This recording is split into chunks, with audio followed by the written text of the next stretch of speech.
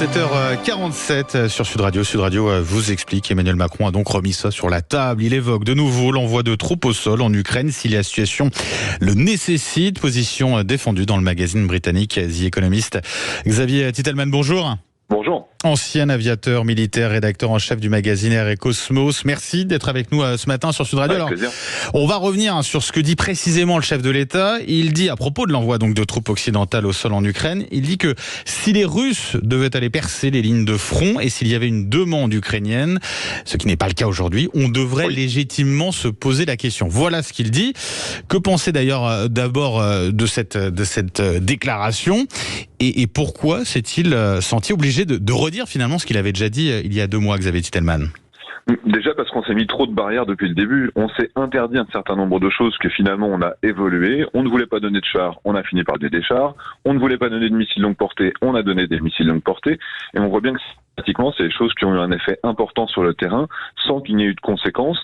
Les fameuses lignes rouges qu'on voulait absolument s'imposer à nous-mêmes. Et c'est ça la dimension mentale, c'est qu'aujourd'hui, on n'a plus de restrictions. Ça veut dire aussi qu'on ne permettrait pas à la Russie de gagner. Et c'est un signal politique, évidemment. Mais est-ce qu'il y a aussi un signal envoyé aux autres chefs d'État européens? On le sait, il y a 2 mois, quand Emmanuel Macron avait fait cette proposition-là, ça avait provoqué un tollé au niveau européen. Est-ce qu'il y a là le fait que ça soit d'ailleurs dans The Economist, l'idée de peut-être bouger un petit peu les lignes avec ses homologues européens? Oui, c'est un signal, encore une fois, européen, mais finalement, il y avait quand même 8 pays qui s'étaient alignés sur la position française à l'époque, qui était simplement de déployer des troupes. Et pas que européens, les Canadiens également étaient favorables. Donc, il faut bien voir que oui, il continue sa politique internationale en montrant qu'on est leader dans cette dimension. On a appris la compréhension totale du danger que représente la Russie, y compris après l'Ukraine, parce qu'ils le disent ouvertement, annuler l'indépendance des pays baltes. Ça, c'est un travail qui est actuellement à l'Assemblée nationale russe. Donc, ils le disent qu'ils iront plus loin. Donc aujourd'hui, oui, ils sont fermes sur ces positions. Nous aussi, on est fermes sur nos positions. Fermeté avec 2 conditions tout de même. Il faut que les Ukrainiens en fassent la demande, justement, de cette aide. Et puis que les Russes percent le front. Or, ces derniers jours, Xavier Titelman, Moscou a revendiqué un certain nombre de villages, prise de plusieurs villages. Est-ce que les Russes sont en mesure aujourd'hui, à moyen ou court terme, de percer ce front ? Non, à mon avis, non. Alors, même s'ils prennent des villages, il faut comprendre qu'ils avancent moins vite que ce que les Ukrainiens avaient avancé dans leur grande contre-offensive de l'été 2023, que tout le monde considère comme un échec aujourd'hui. Depuis le début de l'année, les Russes, ils ont progressé de 400 km dans le Donbass, c'est-à-dire qu'ils arriveraient à prendre la totalité du Donbass en 2036 à la vitesse actuelle. Oui. Donc, par contre, il faut qu'ils comprennent, les Russes sont totalement conscients qu'ils ont une fenêtre qui est très courte, qui dure 1 mois et demi, pendant laquelle les Ukrainiens n'ont pas encore reçu les équipements américains qui vont arriver en masse, ainsi que les obus qui ont été sourcés par la République tchèque.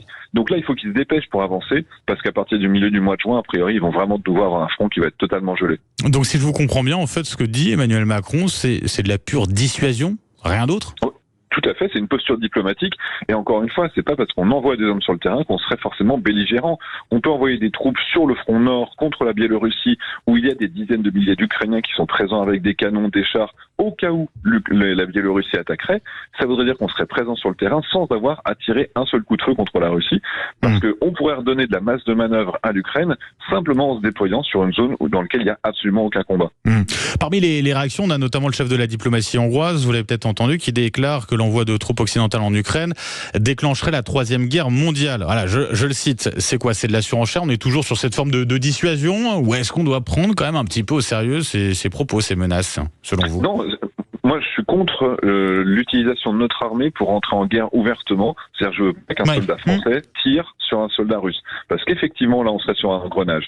Mais si la France se déploie dans un environnement avec des systèmes de défense aérien, avec un cadre bien précis dans lequel on n'applique que la légitime défense si jamais on se fait tirer dessus, là, il n'y a absolument aucun risque. Parce que oui, si jamais on se retrouve en confrontation directe, on sera en 3e guerre mondiale. Mais d'un autre côté, les services allemands l'ont encore rappelé, les Russes se préparent à attaquer les pays de l'OTAN dès 2026, et notamment les États baltes.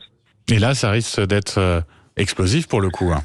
Et ben dans ce cas-là, effectivement, on évite la Troisième Guerre mondiale qui est prévue et à laquelle les Russes se préparent aujourd'hui. Nous, on a une difficulté, c'est que si l'Ukraine s'effondrait, si l'Ukraine était envahie, si les Russes arrivaient à imposer une sorte de front gelé et à reconstituer leurs forces, ils ont une masse de manœuvres qu'ils peuvent recréer d'ici quelques années. Ils ont des capacités à sortir des chars en grande quantité de leur stockage, même s'ils sont de faible qualité. Et là, il y a un vrai risque si les Américains ne sont plus avec nous. Et il y a un doute, encore une fois, parce qu'on ne sait pas qui va être élu. Oui, parce que pour l'instant, finalement, l'aide a été débloquée, mais effectivement, on a les élections américaines qui se profilent, présidentielles, et effectivement, que ce soit Joe Biden ou Donald Trump, ça peut changer du tout au tout sur la position américaine quant à ce qui se passe du côté de l'Ukraine. Xavier Titelman, j'aimerais qu'on évoque aussi un autre sujet sensible, évoqué là aussi par Emmanuel Macron, c'est la possibilité d'élargir notre dissuasion nucléaire à l'ensemble des pays de l'Union européenne. Déjà concrètement, quelles seraient les conséquences d'une telle décision? Est-ce que vous l'approuvez, cette proposition? Est-ce qu'elle peut être intéressante?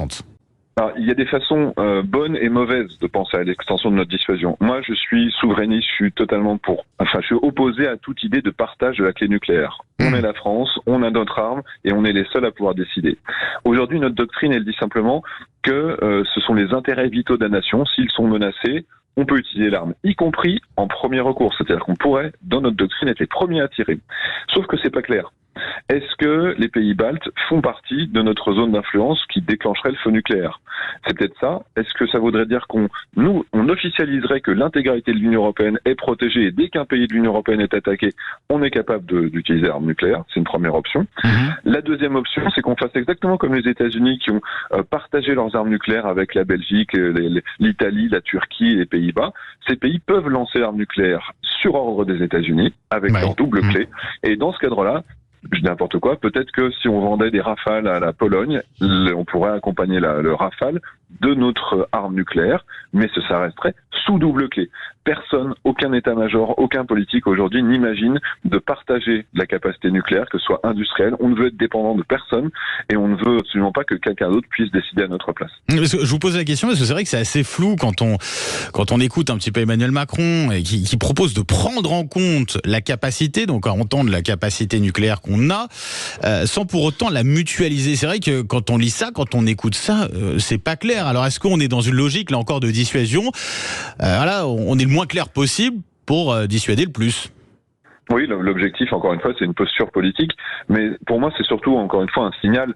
On est en train de faire comprendre que la totalité de l'Union européenne serait protégée par l'arme nucléaire française sans le dire ouvertement. C'est-à-dire qu'il n'y a pas de doute sur les pays baltes. C'est pas la Pologne, c'est pas juste la Belgique qui serait nos intérêts vitaux. On va jusque plus loin. Mais je pense pas qu'il faille attendre plus de précision, en tout cas prochainement. Peut-être qu'on va avoir des remerciements des pays baltes ou de la Pologne et des pays qui sont en première ligne face à la Russie. Et certainement que ça s'arrêtera là parce qu'encore une fois, notre posture nucléaire, elle est claire, elle est dissuasive, mais elle n'est pas précise. Ce sont nos intérêts qui doivent être menacés pour qu'on puisse utiliser la bombe.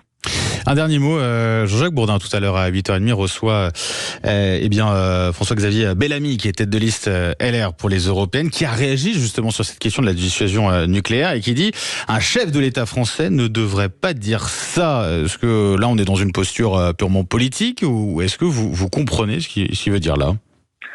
Alors oui, pour un opposant, c'est normal de critiquer quel que soit ce qui va être dit par le pouvoir. Oui. Maintenant, c'est sûr que ce serait plutôt une capacité de rayonnement. Si on prend mon deuxième scénario tout à l'heure, si on dit maintenant la Pologne dépend de la France pour ses armes nucléaires, c'est exactement ce que font les États-Unis. C'est un rayonnement des États-Unis qui s'impose sur l'Europe. Si un jour on veut être crédible au niveau européen, moi je suis un militant pour sortir de l'OTAN par exemple, mais ça veut dire sortir de l'OTAN. Ça veut dire, objectif 2040 évidemment, ça veut dire avoir une force européenne structurée dans laquelle, oui, on peut partager une arme nucléaire tous ensemble et on n'a pas besoin que ça se fasse dans le cadre de l'Union européenne, c'est-à-dire qu'on pourrait avoir les Grandes-Bretagne avec nous.